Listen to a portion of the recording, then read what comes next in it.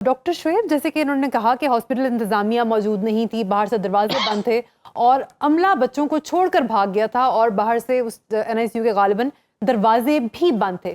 کیا اخذ کر سکتے ہیں ہم اس بات سے؟ بسم اللہ الرحمن، thank you for giving the time. سب سے پہلی بات یہ ہے کہ جو ڈیوٹی روسٹر ہے وہاں پہ اسٹاف کا، ڈاکٹرز کا، وہ بارہا پہلے بھی چیک کیا گیا ہے. اصل میں وہاں پہ جو میڈیسن اور ٹریٹمنٹ کا اتنا نہیں ہوتا. نرسری میں جو انکیوبیٹر ہوتے ہیں یا آکسیجن سپلائی ہوتی ہے وہ اسٹاف کی ذمہ داری ہوتی ہے.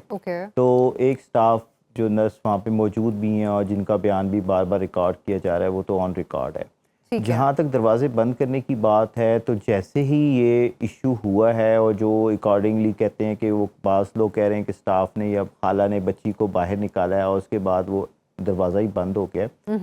اس میں تھوڑا سا یہ ہے کہ ان کے سامنے ہی جو ایمرجنسی انخلا ہے اس کے دروازے موجود تھے جو کہ لوہے سے سلاخوں سے بند کیے گئے تھے، صرف اس وجہ سے کہ بچے کڈنیپ ہوتے ہیں اور سیکیورٹی پرپز کی وجہ سے. جو اس کام کے لیے بنائے گئے تھے وہ دونوں دروازے لاک تھے.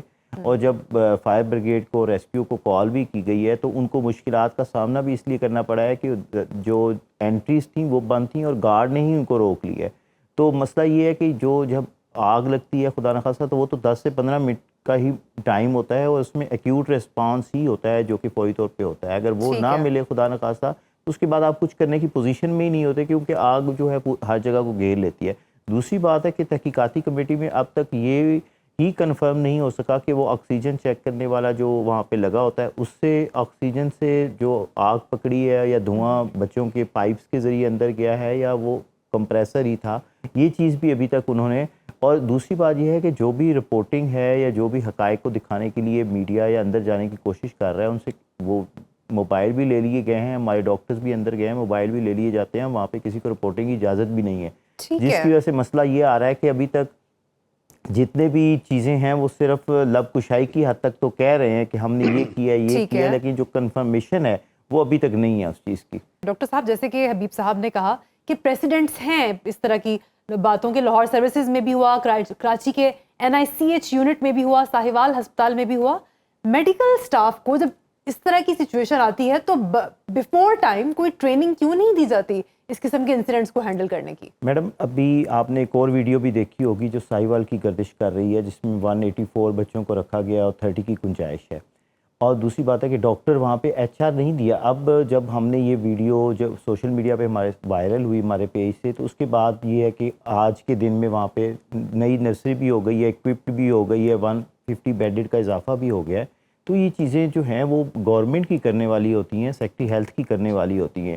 ابھی ہم میو کے حالات دیکھیں، وہاں کی ویڈیو بھی موجود ہے. وہاں پہ بھی ایک انکیوبیٹر کے اندر 3 بچے ہیں، ایک کارٹ پہ 5 سے 6 بچے موجود ہیں اور وہ لاہور کا مین ترشری ہاسپٹل ہے. جہاں تک آپ کی بات ہے کہ وہ ٹریننگز اور ورک شاپس وہ اس کا ابھی سے آغاز کیا جا رہا ہے. کل کی ڈیٹ میں نوٹیفیکیشن نکالے گئے ہیں کہ آپ نے یہ کیسے کرنا ہے، فائر ورکس کہاں پہ ہے. اور ابھی تک پورے پنجاب کے ٹیچنگ ہاسپٹل میں 99% کوئی ایسی چیز فعال ہی نہیں تھی. جو اب وہاں سے آنے کے بعد جو ہے لوگوں کو ہوش آئی ہے اور یہ چیزیں کرنے کی طرف لوگ ہوئے ہیں. ابھی تک تو ایمرجنسی ایگزٹ ہی بند تھے موسٹلی ہاسپٹلس کے اور لوگوں کو پتہ بھی نہیں تھا، ایون کہ ڈاکٹرز اور سٹاف نرس کو نہیں پتا کہ ایمرجنسی ایگزٹ کیا ہے. تیسری بات یہ ہے کہ جب آپ یہ ساری چیزیں کر رہے ہوتے ہیں تو بایو میڈکس اور بایو میکینکس کا ایک پورا سسٹم موجود ہوتا ہے. چیف انجینئر ہوتا ہے، اس کے نیچے پوری ٹیم ہوتی ہے. یہ کام اس کے کرنے والے ہوتے ہیں، نہ کہ ڈاکٹر اور نرس کے بھی نہیں ہوتے. ان کو ورک شاپ اس لیے کرائی جاتی ہیں کہ کم از کم جتنی وہ ریسکیو بچوں کو کر سکتے ہیں، چونکہ وہ امیڈیٹلی ان کے ساتھ ہوتے ہیں اس ٹائم پہ وہ ریسکیو کر سکتے ہیں.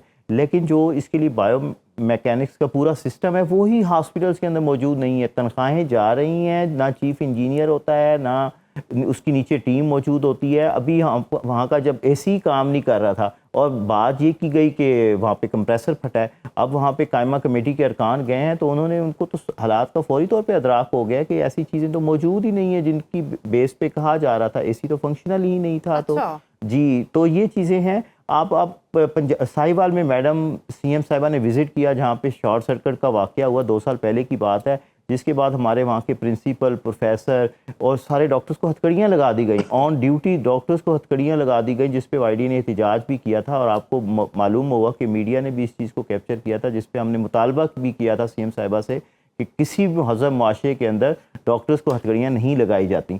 تو اس کے بعد بھی جو نکلا وہ بایو میکینکس کا ہی سسٹم کا فالٹ تھا. ڈاکٹرز نے بچوں کو اٹھایا, وہاں سے جانیں بچائیں, نرسز نے اٹھایا, جانیں بچائیں, جو کہ ثابت بھی ہوئے. اور اس کے بعد انہی ڈاکٹرز کو جو انکوائری تھی وہاں ہیلتھ کیئر کمیشن کی, دوسرے میں وہ انوسینٹ ڈکلیئر ہوئے.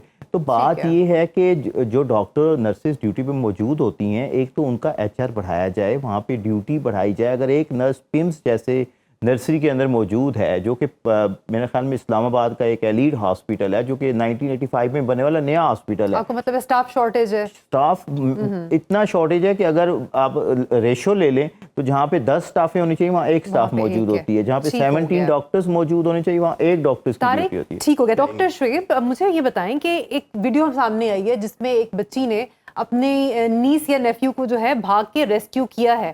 اگر وہ خالہ کر سکتی تھی تو وہاں پہ کسی نرس, ڈاکٹر, سویپر نے بچوں کو کیوں نہیں ریسکیو کیا اور وہیں پہ بچوں کو جھلسنے دیا؟ ان پہ کوئی رسپانسبلٹی نہیں آتی؟